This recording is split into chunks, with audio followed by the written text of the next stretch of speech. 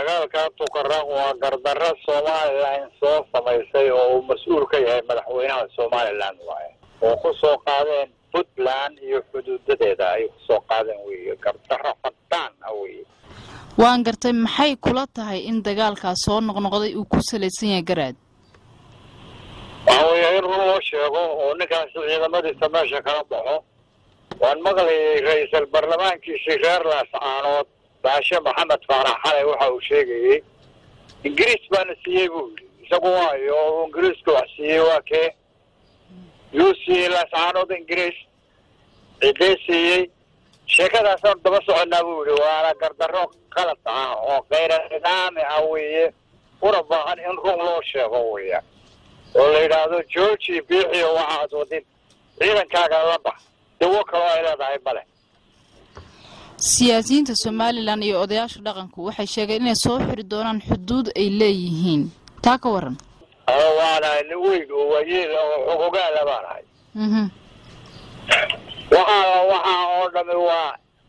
waa akhlaaq xumo iyo gardarro aan geed loogu soo gaban weeye xuduudka qabaa'il baa dadku degan yahay una deganaa weligii wax Ingiriis bixiyay iyo waxa uu leeyahay isaaq leeyahay oo Laascaanood la yiraahdo midna ma jiro baasha waxa uu ka hadlayaa waa akhlaaq xumo weeye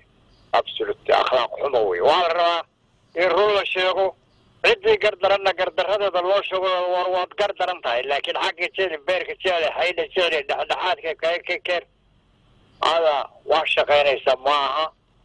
waxa loo sheego gardaradooda wixii meesha ka dhaca ama ku gaara labada dhinacna diixiba mas'uulka iyo wixii la aqli ah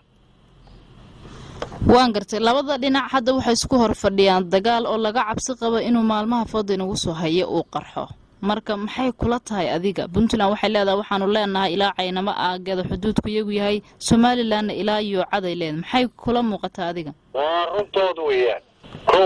Puntland xuduud bay leedahay waajib baa ka saaran xuduudkeeda inay xaqiijiso inay laba iyo waxa wanaag in la doono waayay laakiin wanaaga hadii la diido Puntland iyada ayaa mas'uuliyad ka saaran tahay inay xaqiijiso xuduudadeeda xaqiijiso waxa ay sabaysay reer Soomaaliland waa gardarro cadaan weeye hadda halka ka bilaabatana waxa weeye iyaga iskale dembiga iskale xilba saaran kuwan xil inay xaqiijiyaan xuduudadooda inay xaqiijiyaan xilba ka saaran haday xilkooda gudan waayaan xabaashooda ha qoteen xabaashooda la qodko odayaashiina dhaqanka Puntland odayaasha dhanka kale ma la xiriirteen ku soo dhaqankii mi sidaasan sheegaya waa la hadalay idaacadahan ka hadalay kii aan u yeedhnay oo loo yeedhay oo ka soo dhaqanka ka soo qayb galay halkan meeshan nagu dhaw boosaaso ku dhaw armo la yiraahdo calaamasaarkii dhaqanka ka soo qayb galay